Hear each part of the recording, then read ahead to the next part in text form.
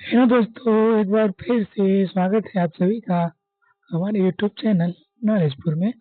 तो ये उम्मीद करते हुए कि आप सभी बहुत अच्छे होंगे और अपनी पढ़ाई को बेहतरीन तरीके से कर रहे होंगे। आते हैं सीधे हम आज के टॉपिक पे। 4 नवंबर का सेकंड शिफ्ट के लगभग मैं सभी क्वेश्चन आप सभी के बीच में लेकर आ गया हूँ। तो आइए एकदम बेहतरीन तरीके से हम लोग डिस्कस करने वाले हैं 4 नवंबर के सेकेंड शिफ्ट के सभी क्वेश्चंस को। बस आप हमारे साथ जुड़े रहिएगा। और जिनका एग्जाम था, जिन भाइयों का वन होगा, वो कमेंट करके बताएंगे हमको कि हमने रियल क्वेश्चन कराए हैं कि नहीं, जिससे और भाइयों को भी भरोसा हो सके। ठीक है दोस्त। और मैं आपको बता दूं, अगर आप रोज एनालिसिस करते हैं, किसी का भी वीडियो देखते हैं हमारा या किसी का भी, तो आप बहुत अच्छा काम करते हैं दोस्त।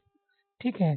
हाँ, आप हमारा वीडियो देखेंगे तो आपको फ्री वीडियो मिल जाएगा हमारे टेलीग्राम चैनल पे। ठीक है। तो चलिए देर नहीं करेंगे, आपका टाइम वेस्ट नहीं करते हुए सीधा आते हैं आज के टॉपिक पे। तो चलिए शुरू कर देते हैं।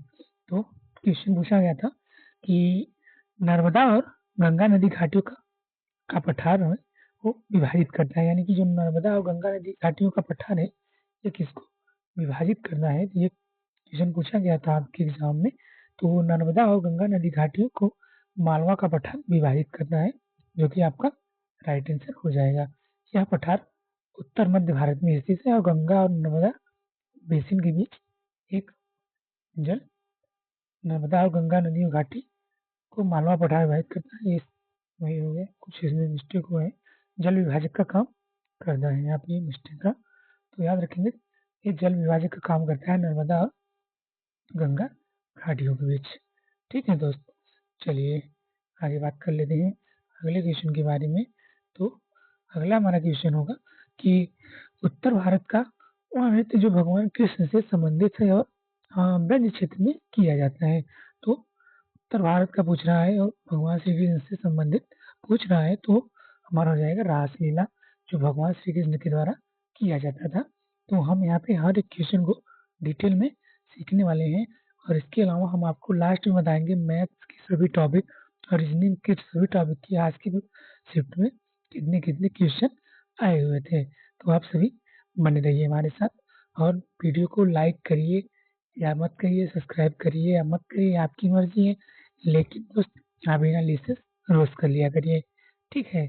चलिए, लेकिन एक कमेंट में जरूर बता दीजिएगा कि सेशन कैसा लगा है और रियल क्वेश्चन है या नहीं। ठीक है। चलिए आगे बात कर लेते हैं इसके बारे में डिटेल में। तो उत्तर भारत का वह नृत्य जो भगवान कृष्ण से संबंधित है और ब्रज क्षेत्र में किया जाता है, वह रासलीला है। यह एक लोक नृत्य नाटिका है और जिसमें भगवान श्री कृष्ण, राधा और गोपियों की प्रेम कहानी का मंचन किया गया है। यह केवल नृत्य नहीं बल्कि संगीत, गीत और अभिनय का एक नाटकीय प्रदर्शन होता है। इसका विषय वस्तु इसमें कृष्ण के बचपन और किशोरावस्था और युवावस्था से संबंधित घटनाओं का वर्णन किया गया है, जिसमें राधा और गोपियों के साथ उनका नृत्य भी शामिल है। ठीक है। चलिए आगे बात करते हैं। हर एक क्वेश्चन को हम डिटेल में करने वाले हैं। अगला हमारा है, भारत के राष्ट्रपति का एक कार्यकाल कितने वर्ष का होता है। तो भारत के राष्ट्रपति का काल आप सभी जानते होंगे 5 साल का होता है। भारत के राष्ट्रपति को चुनावी कॉलेजियम द्वारा 5 वर्षों की अवधि के लिए निर्वाचित किया जाता है। राष्ट्रपति बनने के लिए किसी व्यक्ति का भारतीय नागरिक को 35 वर्ष की आयु होना अनिवार्य है। ठीक है। तो आपका जो अनुच्छेद 53 है, इसमें आपका राष्ट्रपति से संबंधित है। ठीक है दोस्त। चलिए याद रखेंगे। आगे बात कर लेते हैं। अगला क्वेश्चन हमारा होगा, राष्ट्रपति बनने के लिए किसी हेतु हो गया है। चलिए अगला क्वेश्चन था, खो खो की शुरुआत कहाँ से हुई थी। तो खो खो की शुरुआत की बात हो रही है यहाँ पे। तो खो खो की शुरुआत महाराष्ट्र से हुई थी दोस्त। ठीक है। तो खो खो की शुरुआत महाराष्ट्र से की गई थी। पिछले क्वेश्चन में शायद आपका राष्ट्रपति जो अनुच्छेद है, अनुच्छेद 52 में दिया गया है दोस्त, ध्यान में रखेंगे। थोड़ा सा मिस्टेक हुआ है, चलिए कोई बात नहीं है। अगला है खो खो का जन्म महाराष्ट्र में हुआ था। ऐसे माना जाता है कि इसकी उत्पत्ति प्राचीन काल में महाराष्ट्र की पुणे जिमखाना में हुई थी और यह भारत के सबसे पुराने खेलों में से एक है। खो खो की बात चल रही है। इसकी उत्पत्ति महाराष्ट्र के पुणे में मानी जाती है।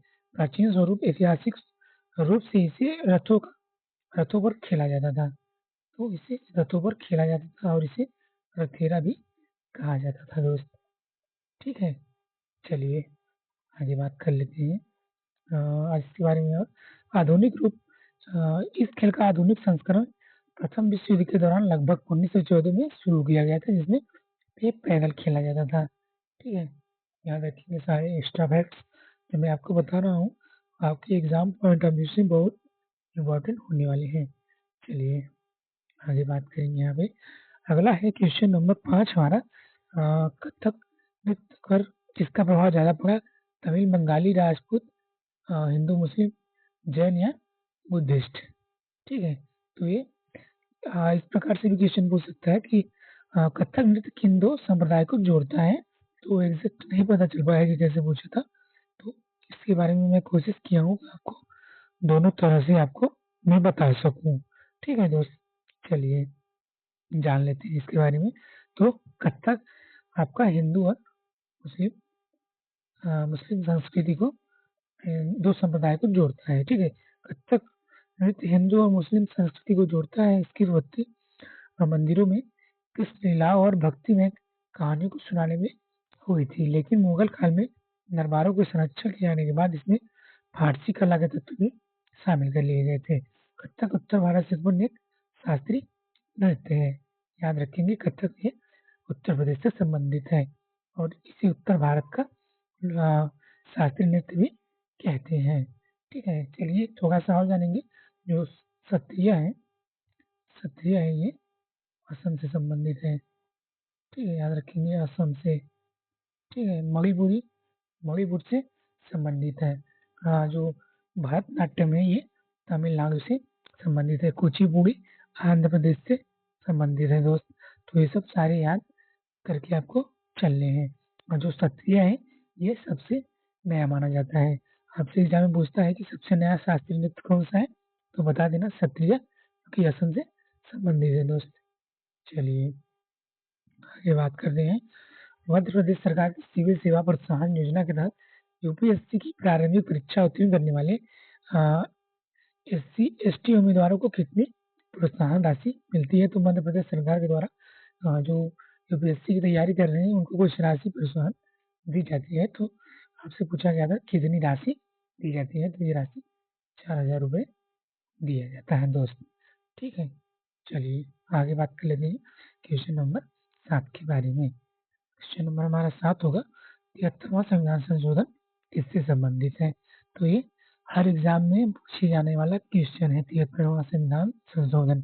ठीक है, ये पंचायती राज से संबंधित है। ठीक है दोस्त, ये जो 73वां संविधान संशोधन है इसको 1992 में भारत में पंचायती राज व्यवस्था को संवैधानिक तौर पे लागू किया गया था। ठीक है दोस्त, इसने भारत के राज्यों में 3 स्तरीय सरकारी ढांचा प्रदान किया था। पंचायती सरकारी ढांचे को तीसरी श्रेणी बन गई थी। और बात करेंगे इसके बारे में। पंचायतों को स्थानीय चुनाव के माध्यम से एकत्र किया जाना था इसका मुख्य उद्देश्य। और पंचायतों के चुनाव के लिए राज्य निर्वाचन आयोग को उत्तरदायी बनाया गया था।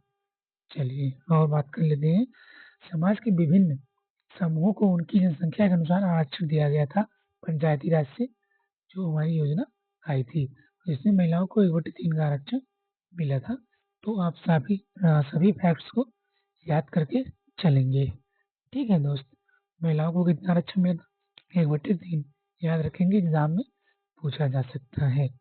चलिए आगे बात कर लेते हैं। यहाँ पे हमारा अगला क्वेश्चन होगा भारत के राष्ट्रपति का कार्यकाल। ये तो क्वेश्चन हो चुका है, ट्राइबिस्ट महोदय ने दोबारा इसे टाइप कर दिया है। चलिए कोई बात नहीं है। अगला हमारा है करेवा शब्द किस क्षेत्र से संबंधित है? तो करेवा जो शब्द है ये जम्मू और कश्मीर से संबंधित है दोस्त। ठीक है, कश्मीरी भाषा में करेवा का अर्थ होता है ऊंचे पठार, यानी कि पठारी क्षेत्र में जो कश्मीर घाटी में पाए जाते हैं उन्हें हम करेवा कहते हैं। करेवी झील निक्षेपों झील के यानी कि झील के तल में जमा हुआ तलछट, ठीक है, जैसे मिट्टी, रेत और रात में बनी होती है, ठीक है। चलिए आगे बात कर लेते हैं। साइंस से हमारा क्वेश्चन पूछा गया है, प्लाज्मोडियम में कौन सा खंडन होता है? तो प्लाज्मोडियम में बहुविखंडन होता है, जो कि ऑप्शन में दिया गया था और एकदम राइट आंसर हो जाएगा। आगे बात कर लेते हैं कि राज्य लोक सेवा आयोग किस अनुच्छेद में है? तो राज्य लोक सेवा आयोग से संबंधित अभी पिछले शिफ्ट में फिर क्वेश्चन आया था और अभी आ गया आज भी, तो इसीलिए मैं आपको बोलता हूँ कि एनालिसिस कितना इम्पोर्टेंट है आप सभी के लिए। आप अगर हमारी बात मान लीजिए तो आप लोग रोज एनालिसिस करिए, आपका एग्जाम जब तक नहीं होता है, ठीक है दोस्त। चलिए, तो ये अनुच्छेद 315 से 323 तक है, ठीक है, जिसमें आपका राज्य लोक सेवा आयोग की अनुच्छेद दिए गए हैं। चलिए आगे बात कर लेते हैं। राज्य लोक सेवा आयोग भारतीय संविधान के अनुच्छेद 315 से 323 के बीच प्रावधानों में आता है। विशेष रूप से अनुच्छेद 315 और प्रत्येक राज्य के लिए एक लोक सेवा आयोग की स्थापना के लिए प्रावधान किया गया है, ठीक है। चलिए आगे बात करेंगे। चलिए अगला हमारा क्वेश्चन है, क्वेश्चन नंबर 12। यदि आप 50 सेंटीमीटर से अधिक दूर की वस्तु स्पष्ट रूप से नहीं देख पाते हैं तो उत्तल लेंस की क्षमता क्या होगी?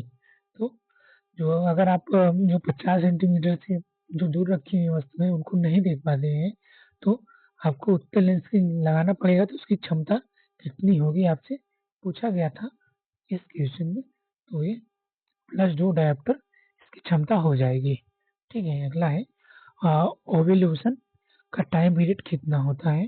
तो जो ओव्यूलेशन की अवधि होती है 24 घंटे होती है। ओव्यूलेशन की प्रक्रिया जिसमें अंडा निकलता है घंटे तक चलती है, 24 घंटे तक, कुछ लगभग 24 घंटे, ठीक है दोस्तों। तो 24 घंटे ये इसका आपका प्रक्रिया होता है, ठीक है।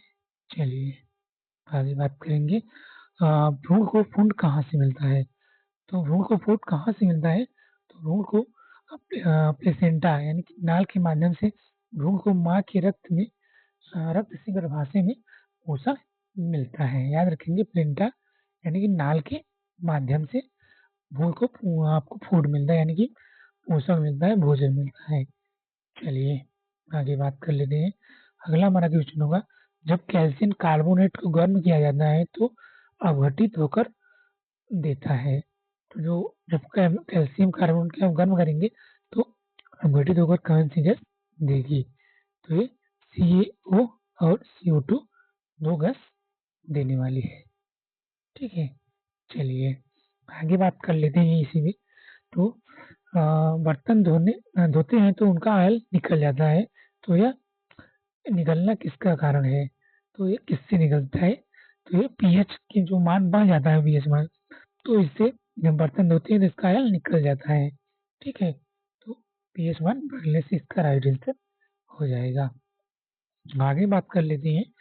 यदि यदि उंगलियां पूर्व दिशा की ओर इशारा करती हैं और अंगूठा उत्तर की ओर, तो धारा यानी कि करंट किस दिशा में प्रवाहित होगा? तो ये का दक्षिण दिशा में धारा आपका प्रवाहित हो जाएगी, ठीक है दोस्त। चलिए आगे बात कर लेते हैं। एक क्वेश्चन पूछा गया था कि विषम मत की पहचान कीजिए, तो कुछ रोगों के नाम दिया था, उसमें आपका विषम पूछा गया था, तो मैं एग्जैक्ट नहीं मिल पाया है, यहाँ पे मैं कोशिश किया हूँ आप सभी को थोड़ा सा ठीक से बताने में। तो चलिए, तो हैजा, टाइफाइड और टीबी जीवाणु से होने वाले संक्रमण यानी संक्रामक रोग हैं।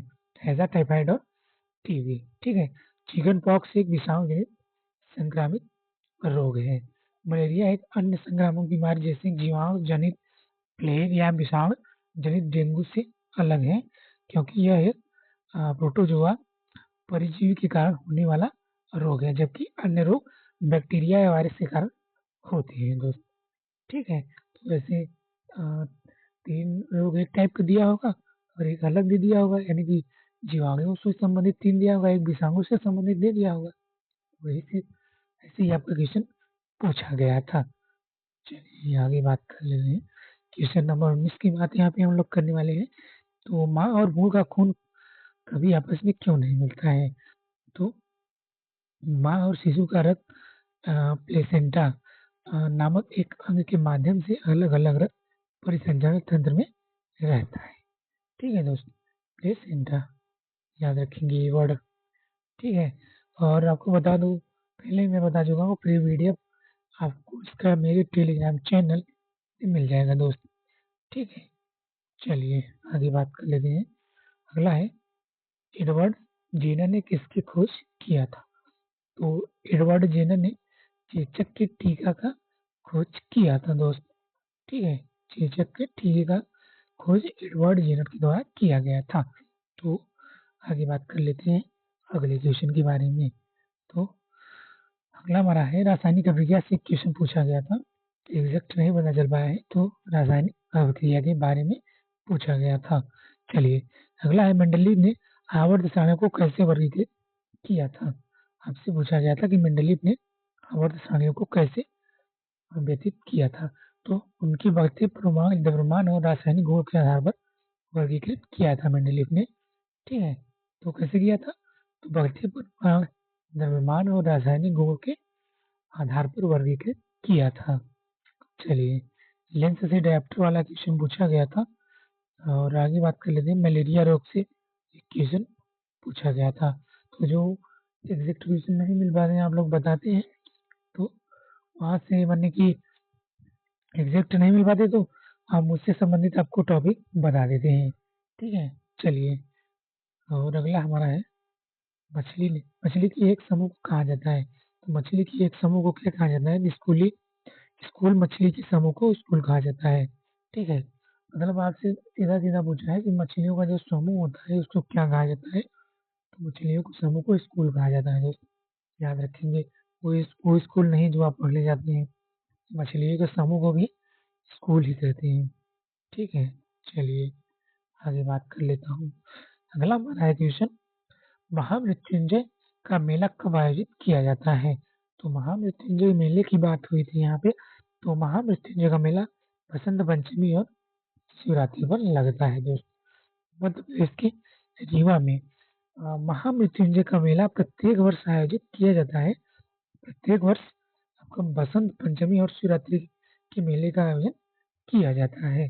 तो महाशिवरात्रि और बसंत पंचमी महामृत्युंजय मंदिर में मनाई जाती है। आमतौर पर यह फरवरी माह में मनाया जाता है। ठीक है, चलिए आगे जान लेते हैं थोड़ा सा और मेलों के बारे में, क्योंकि मेलों से आपके एग्जाम में क्वेश्चन पूछे जा रहे हैं दोस्त। तो कुंभ मेला भारत के 4 शहर, प्रयागराज जो कि हाल ही में, अभी पिछले ही साल यानी कि इसी साल में लगा था, जनवरी से फरवरी तक। हरिद्वार, उज्जैन और नासिक में हर 12 वर्ष में आयोजित किया जाता है। ठीक है, चलिए, कुंभ मेला वर्चस्व की लड़ाई में बुराई के खिलाफ अच्छाई की जीत को याद दिलाता है। इसकी अवधि आमतौर पर 1 माह होती है। ठीक है, और आपसे पूछ सकता है, क्योंकि एमपी पुलिस का पेपर है, तो एमपी से रिलेटेड क्वेश्चन पूछ सकता है ये वाला। उज्जैन में कब मनाया गया था पिछली बार जो कुंभ मेला था? तो ये 2016 में मनाया गया था। और आगे कब मनाया जाएगा? तो ये 2028 में कुंभ मेला उज्जैन में मनाया जाएगा दोस्त। तो दोनों याद रखेंगे, 2028 में आगे मनाया जाएगा और पीछे 2016 में मनाया गया था। ठीक है, चलिए आगे बात करते हैं। जो कुंभ मेला 2020 में हरिद्वार में मनाया गया था, तो इसको भी आप लोग याद रखेंगे। चलिए थोड़ा और जानेंगे महोत्सव लोक रंजन के बारे में, क्योंकि यहाँ से भी क्वेश्चन पूछा जा रहा है। ये भारत की लोक जनजाति और शास्त्रीय नृत्य को प्रदर्शित करता है, जो ये लोक रंजन है। विशाल प्रत्येक वर्ष इस विशाल मंदिर के रचनाकारों को श्रद्धांजलि अर्पित करने और भारत की नृत्य भावनाओं का जश्न मनाने के लिए दावत दी जाती है। ठीक है दोस्त, चलिए आगे बात कर लेते हैं थोड़ा सा भगोरिया हाट उत्सव के बारे में। तो मध्य प्रदेश के पश्चिम निमाड़, खरगोन और झाबुआ जिले में होता है। याद रखेंगे, क्योंकि यहाँ से क्वेश्चन पूछा जा रहा है। ठीक है, इस त्योहार को प्यार का त्योहार कहा जाता है, और यह होली त्योहार से पहले मार्च में मनाया जाता है। बरमन का मेला नरसिंहपुर जिले में लगता है। तो याद रखेंगे, इसको मैं हाईलाइट कर दे रहा हूँ। बर्मन का मेला नरसिंहपुर जिले में लगता है दोस्त। ठीक है, चलिए आगे बात कर लेते हैं क्वेश्चन नंबर 27 के बारे में। तो मसूर अली परियोजना किस नदी पर है? तो परियोजनाओं से भी बार बार क्वेश्चन पूछा जा रहा है। तो मसूर अली परियोजना आपकी मयूराक्षी नदी पे है। ठीक है, मयूराक्षी नदी पे आपका मयूर अली परियोजना है। और सरदार सरोवर परियोजना किस नदी पे है? तो ये नर्मदा नदी पे है, याद रखेंगे। ठीक है, नर्मदा नदी पे सरदार सरोवर परियोजना है। बात कर लेते हैं मयूर अली परियोजना मयूराक्षी नदी पर स्थित है। यह एक संयुक्त जल विद्युत परियोजना है जिसे झारखंड और पश्चिम बंगाल के बीच मयूराक्षी नदी पर विकसित किया गया था। तो झारखंड और पश्चिम बंगाल के बीच मयूराक्षी नदी है, वहां पे इसको विकसित किया गया था। चलिए डिटेल में जानते हैं थोड़ा और सा। तो सरदार सरोवर परियोजना के बारे में, भारत की सबसे बड़ी जल संसाधन परियोजना में से एक है। तो अगर आपसे पूछ ले कि भारत की सबसे बड़ी जल संसाधन परियोजना कौन सी है, तो बता देना कि सरदार सरोवर परियोजना। इसमें 4 बड़े राज्य महाराष्ट्र, मध्य प्रदेश, गुजरात और राजस्थान को ये जल का आपको जल देती है। ठीक है, चलिए अगला बात कर लेते हैं। इसे नर्मदा नदी पर बनाया गया है कि इसको सरदार सरोवर बांध को। ठीक है, और बात कर लेते हैं इसके बारे में, सरदार सरोवर बांध के बारे में। तो यह भारत का तीसरा सबसे ऊंचा कंक्रीट बांध है, सरदार सरोवर बांध। यह एक ठोस गुरुत्वाकर्षण बांध है। यह नर्मदा नदी पर बना है। यह भारत में सबसे विवादास्पद बांधों में से एक है। इस बांध के निर्माण के खिलाफ हुआ नर्मदा बचाओ आंदोलन प्रमुख आंदोलन था। ठीक है, तो सारे फैक्ट याद रखेंगे यहाँ से आप। तो इसका एक जो विवाद हुआ था इसके खिलाफ नर्मदा बचाओ आंदोलन। ठीक है, याद रखेंगे। ठीक है, चलिए आगे बात कर लेते हैं। पीर बुधन का मेला किससे संबंधित है? आप देख लीजिए कि मेले से कितने क्वेश्चन पूछे जा रहे हैं। तो पीर बुधन का मेला मुस्लिम संत पीर बुधन से संबंधित है। ठीक है, जो कि आपका एकदम करेक्ट आंसर होने वाला है। तो मुस्लिम संत पीर बुधन का दरगाह अगस्त और सितंबर के महीनों में पीर बुधन उत्सव का आयोजन करता है। लगभग 250 वर्ष पूर्व मध्य प्रदेश में शिवपुरी जिले के सांवरा क्षेत्र में यह मेला लगता है। तो अभी इस इसी मेले से संबंधित पूछा गया था कि ये मेला कितने वर्ष तक लगता था। तो 250 वर्ष जिसका राइट आंसर हो गया था, उसी से फिर से रिपीटेड हो गया है क्वेश्चन। ठीक है, चलिए पीर बुधन शाह का दूसरा नाम आपका बाबा बुधन अली शाह था। ठीक है, चलिए आप सभी के लिए बहुत इम्पोर्टेंट होने वाली है एनालिसिस, अगर आप डेली करते हैं तो। चलिए, नागपुर उच्च न्यायालय को किस अधिनियम से सबसे ज्यादा स्वतंत्रता मिली थी? तो जो नागपुर का उच्च न्यायालय था, इसको किस अधिनियम से सबसे ज्यादा आजादी मिली थी? तो बात हो रही नागपुर उच्च न्यायालय के बारे में। तो यहाँ पे भारत शासन अधिनियम 1935 से इसे सबसे ज्यादा आजादी मिली थी दोस्त। तो आज समाप्त हो जाते हैं जीके जीएस के सभी क्वेश्चन, और अब हम बात करेंगे मैथ के बारे में। मैथ के क्वेश्चन कैसे पूछे गए हैं, तो आइए हमारे साथ और आगे तक बने रहिएगा। मैथ का देख लेते हैं कि और टॉपिक ये है। तो प्रायिकता प्रायिकता से 2 क्वेश्चन आए थे आज के शिफ्ट में। क्षेत्रमिति इंसुलेशन से 3 क्वेश्चन आए थे, और आपकी त्रिकोणमिति से त्रिकोणमिति से क्वेश्चन नहीं आए थे। प्रतिशत से 1 क्वेश्चन, लाभ हानि, एसआईसीआई, औसत, ज्यामिति, औसत से नहीं, ज्यामिति से नहीं, डीआई से नहीं, नंबर सिस्टम से, एलसीएम एचसीएम से 2, सिंप्लीफिकेशन से 2 से 3, रेशियो से 1 से 2 क्वेश्चन आए थे। वहीं पे हम बात कर लें अगर रीजनिंग की, तो रीजनिंग हमारा ब्लड रीजन से आपको 2 से 3 क्वेश्चन आया था दोस्तों, इसमें लिखे नहीं है। तो 2 से 3 क्वेश्चन ब्लड रिलेशन से आया था। नंबर सीरीज से 2 से 3 क्वेश्चन, वेन डायग्राम से क्वेश्चन नहीं आया था। इनोलॉजी से आपका 1 से 2 क्वेश्चन, पासों से क्वेश्चन नहीं आया था। रैंकिंग से 3 क्वेश्चन आया था, और इसमें से नहीं आया था। कोडिंग डिकोडिंग से 2 क्वेश्चन, और दिशा से 1 से 2 क्वेश्चन। ठीक है, कोडिंग डिकोडिंग इसे हो गया है। आगे बात करते हैं दिशा दूरी से 1-2 क्वेश्चन, और काउंटिंग फिगर से क्वेश्चन नहीं पूछा गया था। आज के शिफ्ट में मिसिंग नंबर से नहीं, कैलेंडर से देख लीजिए 2 क्वेश्चन पूछा गया है। मानसिक अभिरुचि से 5 से 6 क्वेश्चन सबसे ज़्यादा वेटेज दोस्त। ठीक है, चलिए घड़ी से भी नहीं आया था, सिमिलर सेट से नहीं आया था, सिटिंग अरेंजमेंट से नहीं आया था, कथन निष्कर्ष से 3-4 क्वेश्चन आया था। ठीक है, और पजल से भी 2-3 क्वेश्चन आपके शिफ्ट में आया था। तो चलिए आज का सेशन समाप्त होता है। एक शानदार सेशन था, उम्मीद करते हैं आप सभी को पसंद आया होगा। ठीक है दोस्त, तो अगर आप सभी को पसंद आया होगा तो लाइक जरूर कर दीजिएगा हमारे मोटिवेशन के लिए, जिससे मैं आप सभी के लिए ऐसा ही वीडियो बनाता रहूं और आपका फायदा होता रहे आपके एग्जाम में। तो लाइक जरूर करिएगा, चैनल को सब्सक्राइब भी कर लीजिएगा, बेल आइकन को प्रेस कर लीजिएगा कि जब मैं कोई वीडियो अपलोड करूं तो आप सभी के पास सबसे पहले नोटिफिकेशन पहुंच जाए। तो अगर आपको ये वीडियो देखनी है या जो परियोजना से संबंधित क्वेश्चन आ रहे हैं तो उसका मैं एक डिटेल में वीडियो डाला हूँ, डिस्क्रिप्शन में आपको मिल जाएगा, नहीं तो आपके बगल में एक लिंक मिलेगा, उस पर आप क्लिक करेंगे तो आप सीधे उस वीडियो पर पहुंच जाएंगे। तो चलिए दोस्त, मिलते हैं अगली वीडियो में, तब तक आप सभी अपना ख्याल रखिए, खुश रहिए, मस्त रहिए और अपनी शानदार तरीके से पढ़ाई करते रहिए, चीर देंगे फाड़ देंगे इस एग्जाम को।